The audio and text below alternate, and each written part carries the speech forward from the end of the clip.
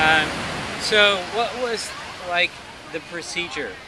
You mapped out a course and then you would come in at night and then go back out, or? Okay, that's a great question. The procedure was we would park the motorhome at a location, go on the internet and Google where a boat ramp was in 3 backups. Because many times we showed up to a boat ramp and there's a small little wire across saying you can't use this boat ramp.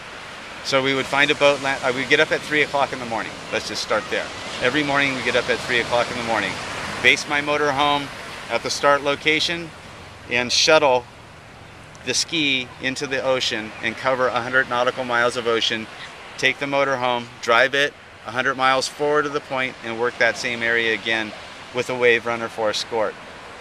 We get up at 3 o'clock in the morning, get some nutrition, get in the truck, drive anywhere from 30 to 120 miles to a ramp, one way, get in the water, paddle, have my support crew meet me at another ramp, pick me up, take me back to the motorhome, get massage, nutrition, go to sleep, get up at 3 o'clock in the morning, get in the truck, drive the ski to a launch site, motor 30 miles to a start line, paddle 17 miles, motor 20 miles to get my butt out, drive back to the motorhome, eat, massage, sleep.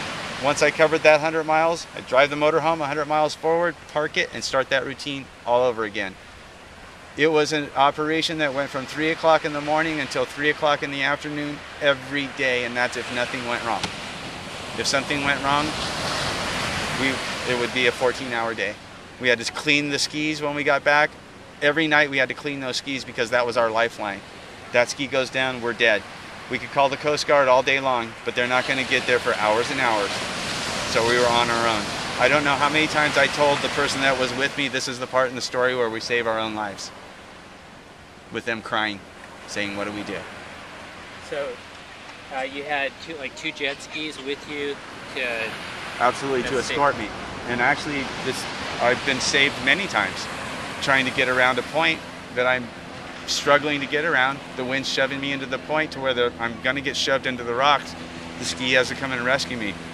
And again, I said California had 150 miles of coastline with no access. So what are you going to do if your ski breaks down? You need another ski to pull yourself out of there. And the coast was so dangerous in California, I had to have two. It was deadly. And the thing with California is that any mistake that we made was the death penalty. It wasn't like we were going to get cut on the finger or we were going to break a foot. If we made a mistake out there, we were going to die. That was the thing that California broke me in right. Everything was the death penalty. If I got lost in the fog, I died. I wasn't going to make it. If I got washed up on the rocks, let me tell you something, 5-foot swell into the rocks, I'm dead. That's that. You know, 50, 60 mile an hour wind comes in and we have to turn around and try to go back against it, I'm dead. I'm not going back against a 50 mile an hour wind. The ski breaks down and it gets washed into the rocks, I'm dead. I get cut real bad, I'm dead. I call Mayday, I'm dead. The Coast Guard's not going to get there for 7-8 hours and may take them 5 hours to locate me where I'm at. So that was the dynamic that I got broke in with, and I got used to that. Beauty like you've never seen. I would paddle up on rock formations and I'd wonder, how the heck did those sea lions get 50 feet up there with no arms and no legs? And they'd free fall into the water. And when I got to Shelter Cove, I found out why, because orca whales come off and they pull them off the rocks into the water. They can go up like 13, 14 feet, snatch a sea lion right off the rocks and pull them into the water and eat them.